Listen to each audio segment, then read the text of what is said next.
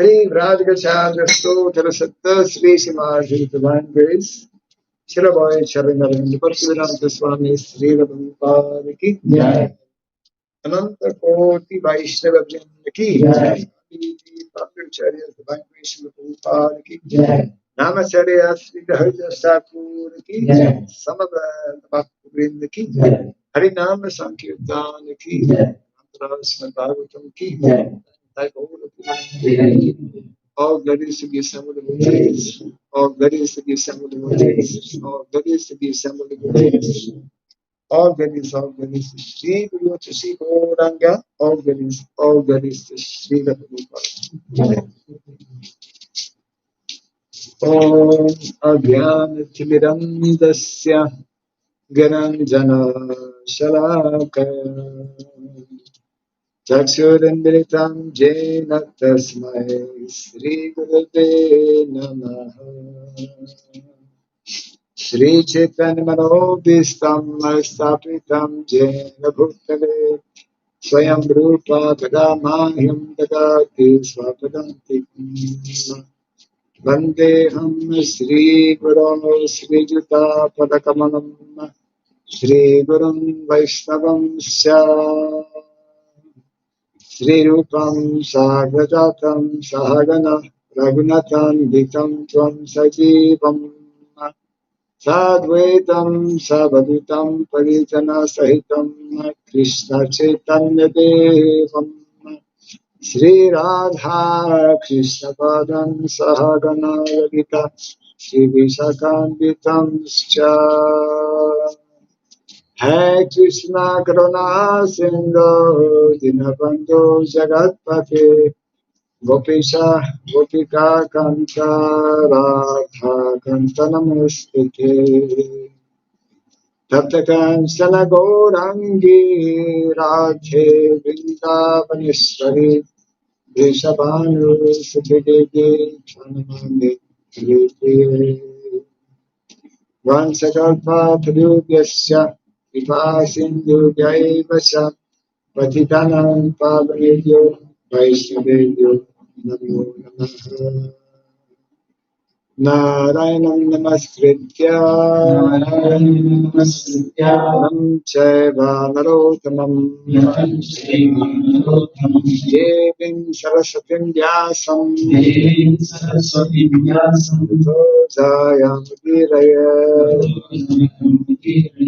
Before reciting the Srimad Bhagavatam, which is a great means of conquest, let us first offer respectful obeisances unto Narayana, the Supreme Personality of Godhead, unto Narayana Rishi, the Supremost Human Being, unto Mother Saraswati, the Goddess of Learning, and unto Srila Vyasadeva, the author.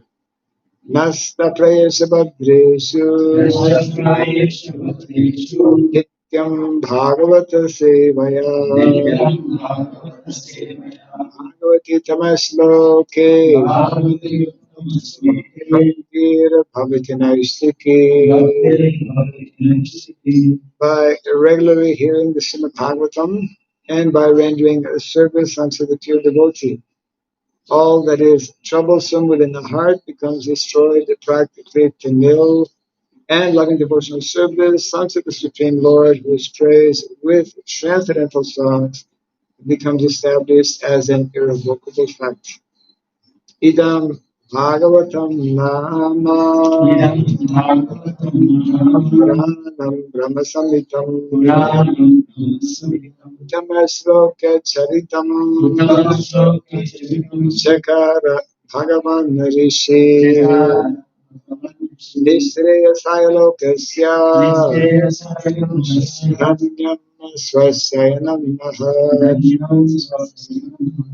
This Srimad Bhagavatam, known as the Grantara, is the king of all literatures, is the literary incarnation of God. It is compiled by the incarnation of God, the Srila Vyasadeva. It is meant for the ultimate good of all people. It is all successful, all blissful, and all perfect. Sri Krishna Chaitanya, Sri Krishna Chaitanya, Prabhu Nityananda, Sri Advaita Gadadhar, Sri Vasadi Gaura Bhakta Vrinda, Hare Krishna, Hare Krishna, Hare Krishna, Hare Krishna, Krishna Krishna, Hare Hare, Krishna Krishna, Hare Hare Hare, Rama, Hare Rama, Hare Rama, Hare Rama, Rama Rama, Hare Hare. Rama Rama, Hare Hare. Om Namo Bhagavate Vasudevaya. Om Namo Bhagavate Vasudevaya. Bhagavate Vasudevaya. Om Namo Bhagavate Vasudevaya. Om Namo Bhagavate Vasudevaya. Om Namo Bhagavate Vasudevaya. Om Vasudevaya Namaha. Om Surabhyaya Namaha. Om Vasudevaya Namaha. Om Surabhyaya Namaha. Om Vasudevaya Namaha. Om Surabhyaya Namaha. Yukam karoti vakalam pangam langayate girim yatripatamaham bande Sri Gurum Dinataram yatripatamaham bande Sri Gurum Dinataram. Hare Krishna. Welcome everyone to our morning Bhagavatam class. We are continuing from the third chapter of the 11th canto, chapter entitled Liberation from the Illusory Energy.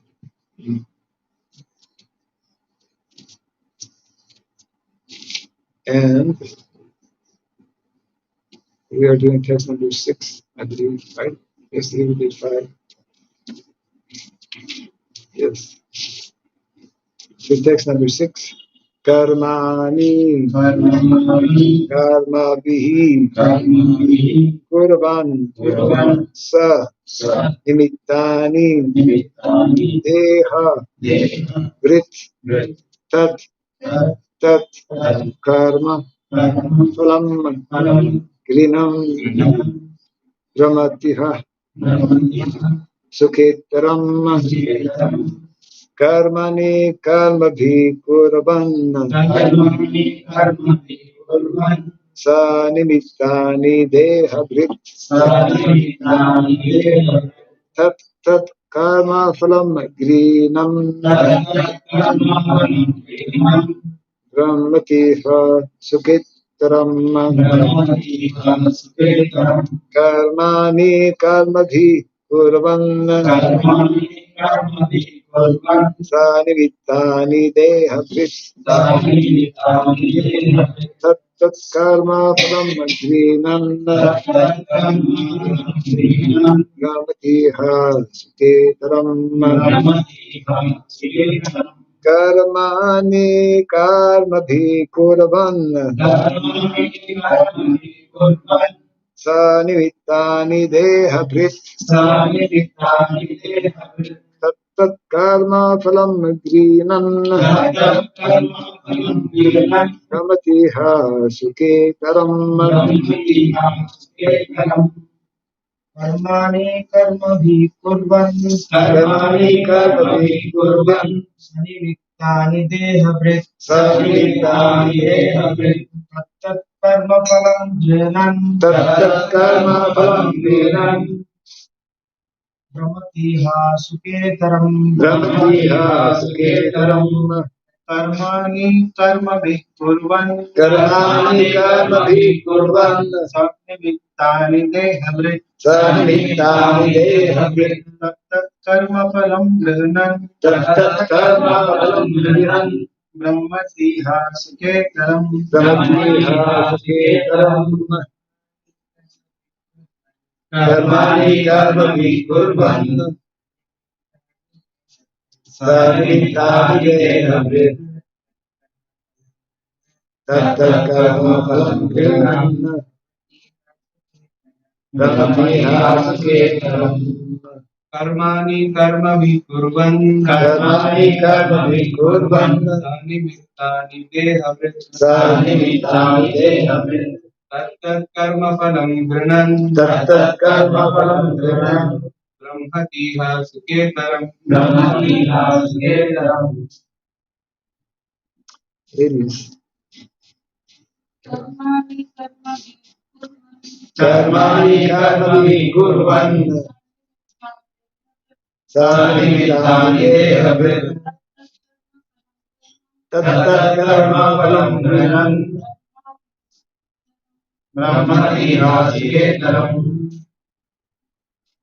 karmani, Karmani various kinds various kinds of fruitive work. of fruitive Karma bihi, Karmani by the karmendriyas, the organs of action. the organs of action Kurvan, for one performing. performing Sanimittani, Sanitani which are imbued which are pure with motivating desires. with motivating desires. Dehabrit, They have the proprietor the proprietor of the material body. of the material body. Tat tat, That various. various Karma phalam, karma results of work. results of Rinan, accepting. accepting Ramati, Brahmani. he wanders. He wanders. Iha, throughout this world. Throughout this world. Sukha, Sukha,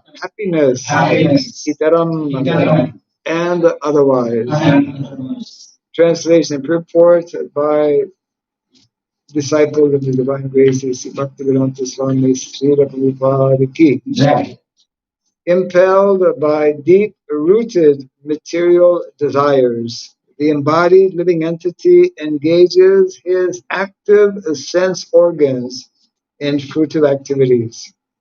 He then experiences the results of his material actions by wandering throughout this world in so-called happiness and distress. Kind of repeat after me. Impelled by deep-rooted Impelled by deep-rooted material desires, material desires. the embodied living entity The embodied divinities engages his active sense organs engages his active sense organs in fruitive activities. in fruitive activities. He then experiences He can experience the results of his material actions the results of his material actions by wandering throughout this world by wandering throughout this world in so-called happiness and distress. in so-called happiness and distress. Report. The argument may be given that if a living entity were subject to the results of his previous activities, there would be no scope for free will. Once having committed a sinful action, the living entity would be bound in in an endless chain of suffering, being perpetually subject to previous reactions. According to this speculation, there cannot be a just and omniscient God, since the living entity is forced to commit sinful activities by the reactions of his previous activities. which were reactions to still previous activities. Since even an ordinary gentleman will not unfairly punish an innocent person, how could there be a God witnessing the helpless suffering of the conditioned souls within this world? This foolish argument can easily be refuted by a practical example. If I purchase a ticket for an airline flight, board the plane, and commence the flight, once the plane has taken off, my decision to board the plane forces me to continue flying until the plane lands. But although I am forced to accept the reaction of this decision, on board the plane I have many new decisions I can make. I may accept the food and drink from the stewardess or reject it. I may read a magazine or newspaper. I may sleep, wake up, and walk up and down the aisle, converse with other passengers, and so on. In other words, although the general concept, flying to a particular city, is forcibly imposed upon me as a reaction to my previous decision to board the plane, even within that situation, I am constantly making new decisions and creating new reactions. For example, if I cause a disturbance on the airplane, I may be arrested when the airplane lands.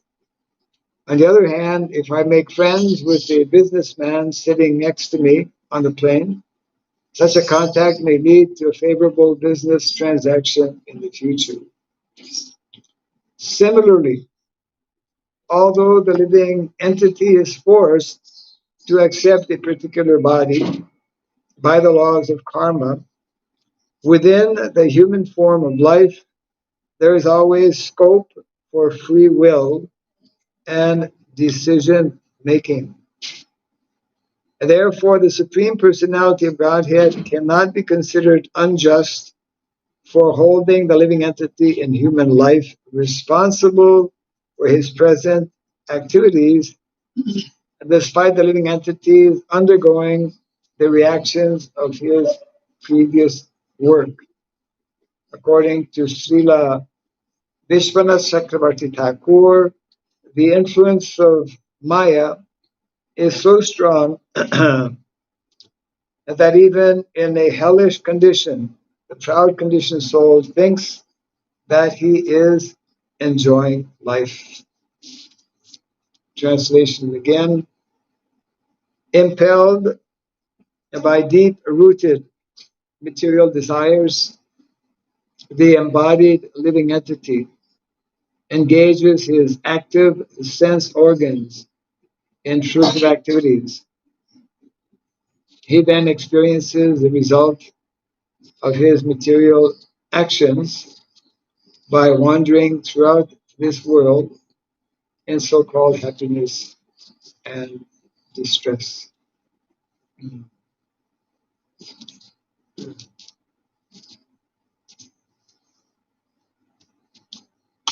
So this explains the situation of what we call conditioned soul. All living entities who come to this material world are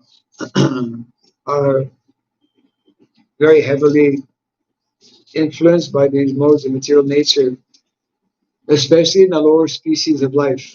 Here it is describing the condition of the living entity in a human form of life. That living entity in the human form of life, although forced to accept, we didn't choose his body directly. In one sense, we could say we did choose it by our previous activities, due to our previous desires, our previous attachments. This present body is a result of actually those desires, isn't it? But there's a major difference between the living entity in a human body, which is our situation now, who have chosen to attend the Bhagavatam class this morning. Many have chosen not to attend. But the living entities in lower species of life, their experience of happiness and distress is automatically taking place. They are living out their karma. They don't create new karma. That is a big difference between the jiva, living entity in the human body, and in other species of life. I mean, it's a major difference. There are 8,400,000 species of life, of which 400,000 are human species. We're not the only ones.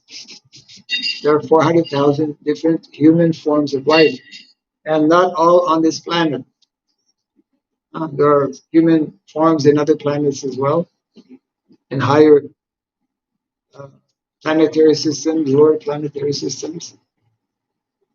And those in the human form of life, that is the unique characteristic, is that we have the ability, we have the free will to to choose what actions to take. Um, we have a choice of performing three kinds of what is called karma, as explained in the Bhagavad Gita. There is karma, vikarma, and akarma. Very important to understand. Most people are naturally, who have not read the Bhagavad Gita, don't understand. Sometimes even those who read Bhagavad Gita also don't understand. So karma activities are described in the Bhagavad Gita as those activities prescribed in the Shastra, but generally for some material benefit. So that's why we find one section of the Vedas called Karma Kanda. There's Karma Kanda, Jnana Kanda, and Upasana Kanda. So for the majority of people who are fortunate to have some knowledge of the Shastra, they will understand that I should follow what is prescribed in the Vedic literatures. Those who are not having this knowledge, or they may have the knowledge, but they are too much pulled and conditioned by the modes of material nature and therefore choose not to follow, which is also a very large percentage of the population. Their activities are creating uh, bad karma, that is vikarma. Vikarma means bad karma, and karma means good karma. Good karma means one will be promoted to a better situation, might even go to the heavenly planets.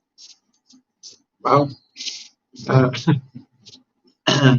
but fortunately, there's another uh, category which is called either akarma or also known as nice karma. Means no karma. No good karma, no bad karma.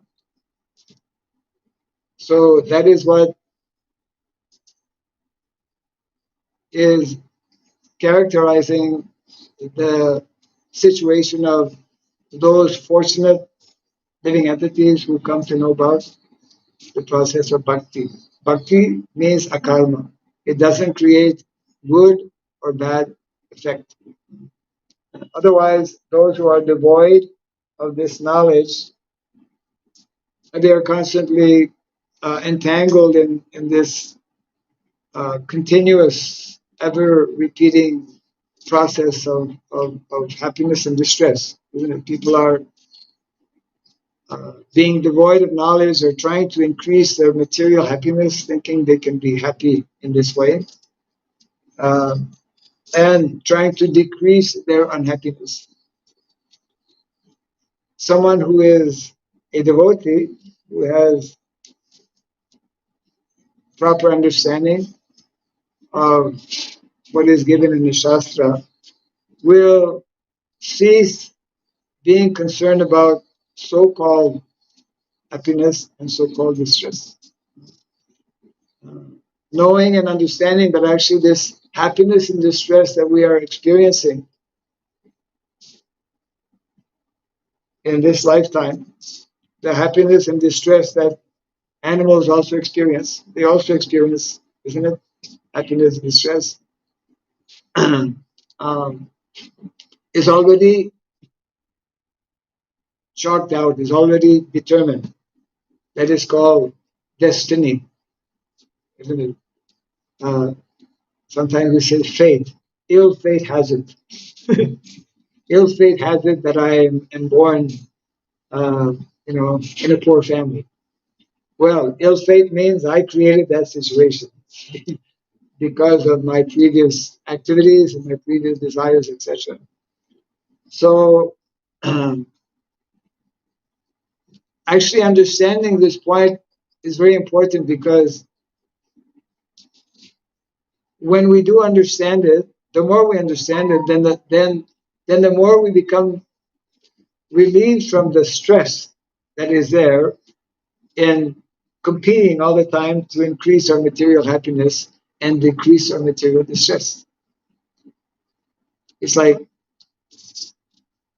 don't worry about it anymore because how much, that's why even as devotees, the tendency is there because of often not sufficiently deeply understanding the meaning, what is being described here. We think, oh, if I get this job, I'll get more money. If I go to America, I'll have a better situation. If I do this, I will get. This is actually uh, not recommended way of making decisions. This is the materialistic uh, mindset of someone who is influenced by the modes of material nature and who actually lacks understanding that I should base my decisions on what will be ultimately pleasing to Krishna. I should make decisions ultimately on what will help me to progress and advance in spiritual life. Uh, Giving less importance to whether I'll be more happy or less happy, because that's already decided. Already decided how much bank balance I will have. It's an illusion to think otherwise. And unfortunately, because Maya is very strong, we think otherwise. We tend to think otherwise. So,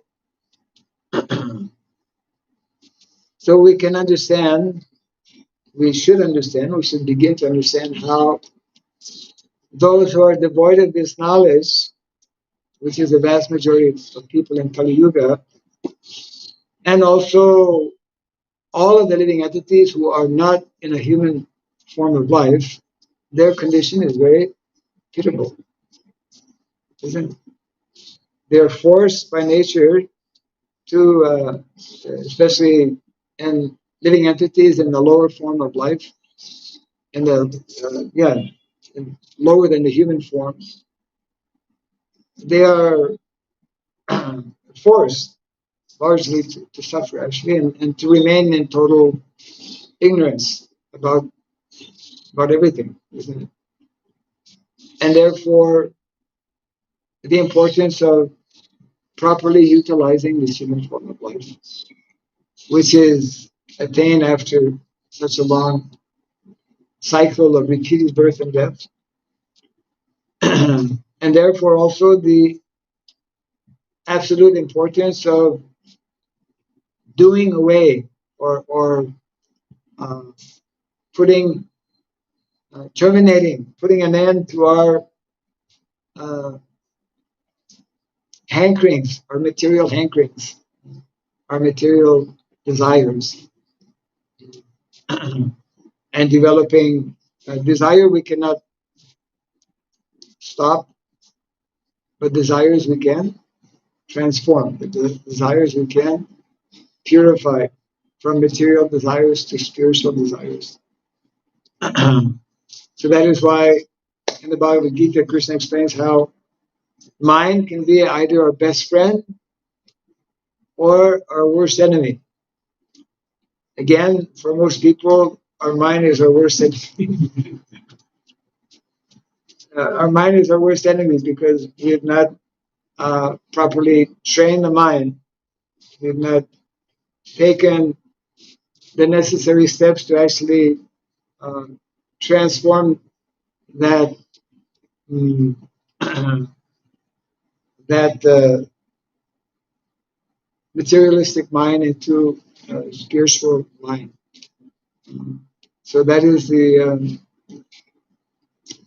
whole process that is recommended in the Shastra, the process of bhakti, of devotional service, of connecting with uh, spiritual activities, and of even though we are here in the material world, learning how to do things based on what is recommended in the Shastra, especially without, and that's very unique actually to the Srimad Bhagavatam. Srimad Bhagavatam is that unique literature which stresses and explains to us how to perform our activities without any expectation of material result. Actually, for ordinary people, this is not logical. You mean just have to work and I don't get paid? Not logical. You know? But in bhakti and devotional service, we work without expectation of payment. Because it's not that we work. Actually, we do work, but that work is more like seva. It's service. We engage in service, in devotional service, without expectation of material results, which is not at all, which is not possible in ordinary circumstances. Because why? Because again, the majority of living entities are heavily conditioned by the modes of material nature, which therefore means, as nicely, now this is the 11th canto, from the very first canto of the Bhagavatam, that process is very nicely given, how to become disconnected with the modes of material nature. And that entails attending Bhagavatam class every day. That entails chanting the holy name, all of the different practices that we take up help us to gradually become situated in the mode of goodness and then beyond the mode of goodness. So this is the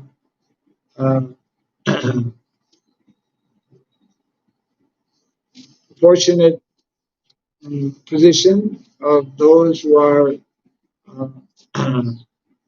somehow coming in contact with this understanding and who are working towards putting an end to this endless repetition of birth and death in the world.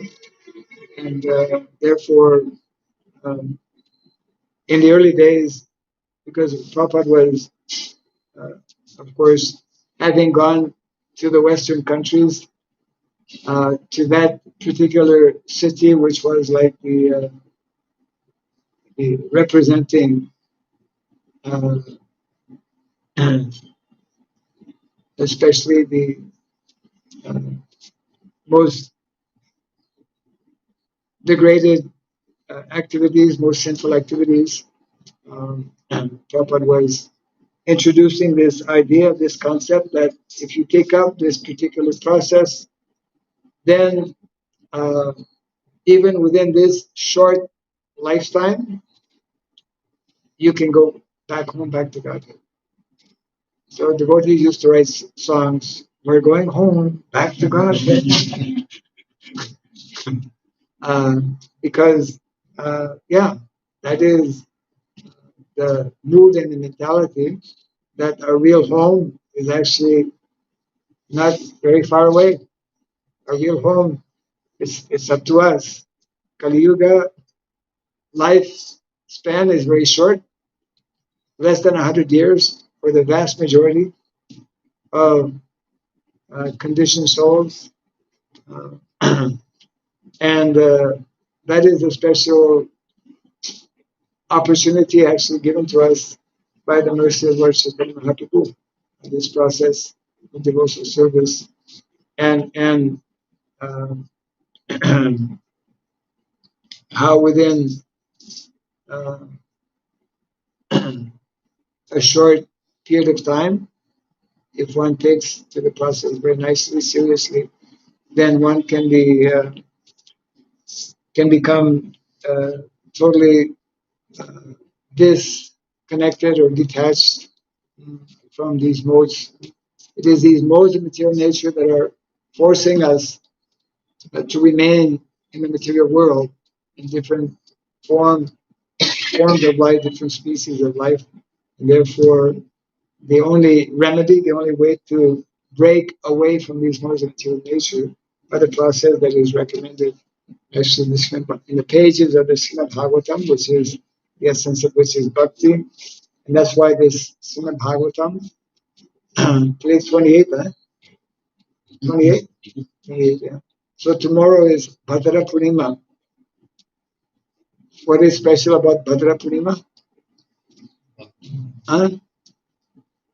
Bhadra Purnima. If we accept or gift the Srimad Bhagavatam, then on that particular day, Shastra is explaining that one is guaranteed to go back home, back to practice. So tomorrow is a special day to decide if we want to go back home, back to practice.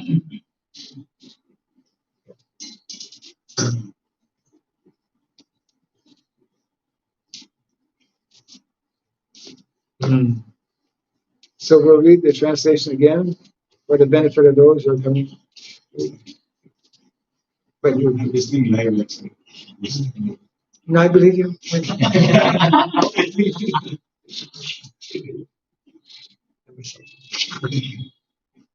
Translation: impelled by deep-rooted material desires, the embodied living entity engages his active sense organs in fruitive activities. He then experiences the results of his material actions by wandering throughout this world in so-called happiness and distress. So that's why Prabhupada would say that devotee means someone who is above this so-called happiness and distress. Susukama Kartama Vyayam, Krishna explains in the 9th chapter of the Bhagavad Gita. Raja Vidya Rajaguyam Pavitram Idam Uttamam Pratyakshavagamam Bharnyam Susukam Kartama Vyayam. Not only Sukam, Susukam. One who actually is engaged as recommended in Srimad Bhagavatam, Bhagavad Gita, devotional activities, then the sign is that he no longer has any distress. He actually can experience transcendental happiness. So it's right there. It is there for the taking, as they say. Any questions? Yes. Is a practitioner devotee? Huh? Is a practitioner devotee? As a practitioner, yeah. So how somebody will get rid of this fruitive mentality?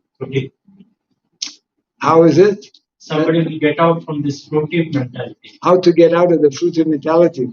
Because most of the time we're preaching and or doing some activity in temple and we're having some expectations and don't get, and we get angry and frustration, all these things.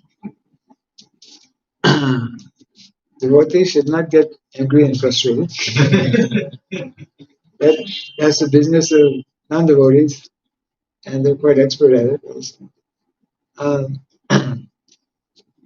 We need to read and to apply the process that is outlined very clearly and again and again is we are being reminded actually throughout the pages of the Bhagavatam. And of course, because as it is clearly explained here, because of very deep-rooted, isn't it, deep-rooted material desires, deep-rooted influence of the modes of material nature that we're carrying, all of us, since we have no idea, since time immemorial. So we are really what we call chronic cases, isn't it? Chronic cases take a longer time to. Actually, chronic cases generally they never recover. Very serious. So it's a question of continuing to apply and to be diligent in how we apply the process so that gradually this is meant to be the symptom of someone who is advancing in a spiritual life is that he will be less influenced by these modes of material nature, isn't it? The first canto I was mentioning a little earlier, in the second chapter, Divinity and Divine Service especially, which has been, there are 34 verses. This year's Bhadra campaign, I just happened to have a little bit of association when I was in the U.S. Part of the campaign actually is to, you know what their goal is this year? The goal of the Bhadra campaign is to distribute, what is it?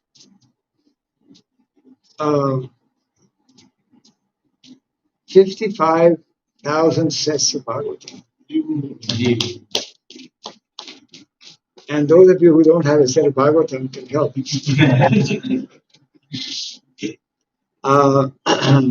And they have a slogan, or they have they're encouraging people this year to study, to learn by heart actually the 34 verses of this second chapter of the first canto of the Srimad Bhagavatam, which is answering the question you're asking, how to come out of these modes of material nature. You see, it is very, very nicely, very clearly, very scientifically presented how to do this. And if we apply that, if we follow that, we will be less and less influenced by these modes of material nature, and we will become firmly situated in the mode of goodness. Of course, it's not that one who becomes completely fixed in Krishna consciousness no longer gets angry. But one needs to know for what purpose to get angry. Hanumanji became angry. His anger was transcendental anger. He burnt the whole city of Sri Lanka. Prabhupada often would get angry. Devotees were afraid to come close to Prabhupada. So there is transcendental anger. But we have to know the difference. Yeah. So by systematically following the process, which begins with hearing, constantly hearing, Prabhupada emphasizes that especially for householders. Especially for householders, they should again and again and again be hearing these instructions. Because the idea being that in householder life, generally, there are more distractions. You know, so many different duties and responsibilities and whatnot. So the actual solution, because there are more distractions in general, is to be on a daily basis, as much as possible, be hearing these good instructions, especially from the Srimad Bhagavatam. If one does that, then it is guaranteed that gradually the influence of these lower modes of nature will be diminished and we will become rightly situated actually in the mode of goodness, which is actually a Brahminical quality. Brahmanas are those who are firmly situated in mode of goodness. So Vaishnava means actually someone who is even above being a Brahmana, because ordinary Brahmana is in the mode of goodness and a Vaishnava is in the mode of pure goodness. So the material goodness is already included into pure goodness. But a Vaishnava may take on different roles and responsibilities, which, like Arjuna was a Kshatriya. He's a pure devotee, but he's a Kshatriya. And Prabhupada explains, anyone who wants to fight, you have to become angry. You can't just be peaceful and yeah. So devotees are those who are less influenced to the point of actually not being influenced by the mode of material nature, and who voluntarily agree to take up different roles or responsibilities in society, that is within the system of Manasana. For those especially who are not living in our temples, which is the vast majority of ordinary people and even the vast majority of our devotees. Other comment? Question?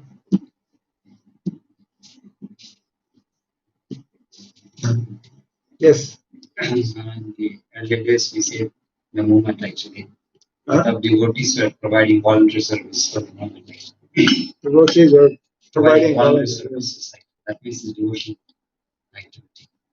But then subsequently, we see that they started paying the devotees some remuneration. And we come to an extent where blaming the organizations for not supporting the devotees for serving, or especially ministers. How do we understand this situation? Is it a material angle, or how do you see it from the spiritual angle? Interesting question.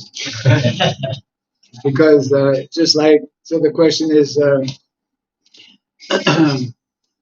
we are meant to perform devotional service without any expectations, but we see that in many of our temples we're paying devotees to do certain services, whether it's in India or outside of India. So the idea is that that is not ideal, because especially those who are meant to serve as brahmanas, brahmana is not supposed to have a salary. He's supposed to serve, and whatever may come, he's totally dependent on Krishna. That will be possible when the system, let's say when the whole varnashrama system is in place, and individuals are trained to actually support those members of the society who are totally devoting themselves to to serve, especially that's especially the role and responsibility of brahmanas. So until it is something that is lacking definitely. Obviously, in general society, it's totally absent. And even within our own fold, within our own society, that understanding is not there. And therefore, we have many of our devotees who are brahmanas, but who are working and receiving salary, uh, which is not the ideal. And therefore, there's a need to to create that situation where actually we have a tremendous need within the society to have individuals who are more Brahmanically oriented and inclined to actually perform their activities, which they can only do if they're not doing some full-time job for which they need to look after their family. That can best be done actually by creating community. That is one of the reasons, one of the many reasons why it is important to create our own communities, not as we see happening, of course, that in some cities where we have temples, some devotees are coming close, physically close to living close to a temple, for example, and in one sense, that's creating a community. But the actual and more ideal community are those communities that are in line with the prescribed duties that are described actually in Shastra in terms of uh, where the natural propensities, the natural varnas will actually come out. And that's within an agrarian society, agrarian culture. Vedic knowledge, Vedic culture is an agrarian-based culture, which means actually a cow-based culture. And most of us, I mean, in modern day society, we have lost actually even the understanding of what that means because of being so far removed from that reality. So therefore, the more I would say, the more we strive to create communities and have devotees communities, referring to rural communities where we are growing our own food, we are caring for cows, we are living localized life, and minimizing our material necessities of life, focused on advancing spiritually, then in that scenario, in that situation, we'll be able to find individuals who can actually take up, which is very much lacking um, in our own ISKCON society, the role and responsibility of brahmanas. And I was just reading yesterday how, Srila Prabhupada, when he went to the Western world, his primary focus was actually to create brahmanas for that purpose. Create brahmanas. Some devotees have misunderstood this as meaning that everyone in ISKCON has to be brahman, which is not possible because actually brahmanas are, even in the most ideal society, ideal community, are very small percentage. But there needs to be absolutely a class of brahmanas, group of brahmanas, who will be such brahmanas that they will be able to uh, help transform society and introduce the other varnas, such as Kshatriyas, Vaishyas, and Shudras, all of whom will actually be qualified in their respective duties and responsibilities. So we are still very much lacking this because actual brahmana should not be working full time somewhere because otherwise he cannot perform he cannot do the actual service of a brahmana. A brahmana primarily is meant to be very seriously studying. That's one of the foremost activities of Brahmanas to study Shastra on a daily basis. And he will also, because of having studied, he will be able to teach nicely.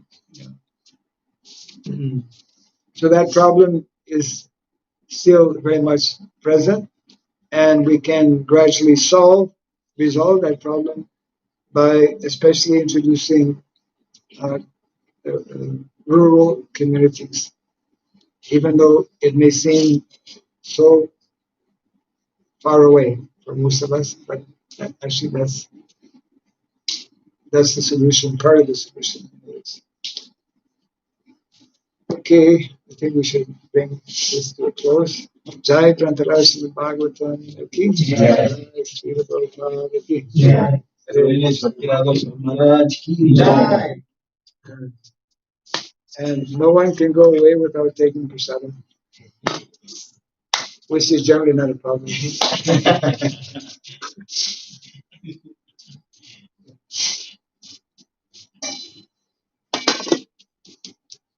And yes, oh, something new every day. Yeah. Anyway, the spoon I think was used for breaking into. Anyway.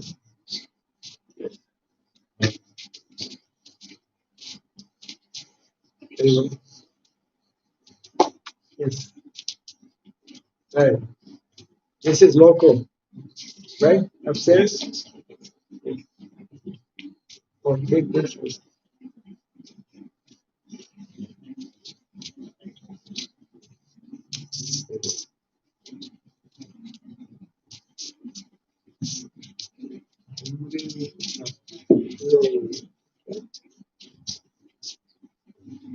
We have devotees whom we don't see so often.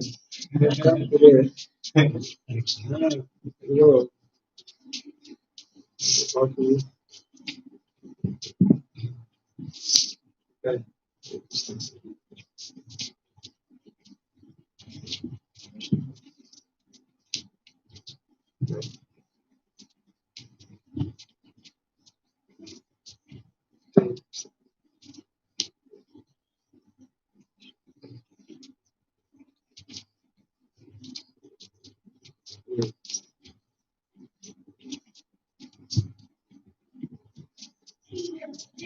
Mataji.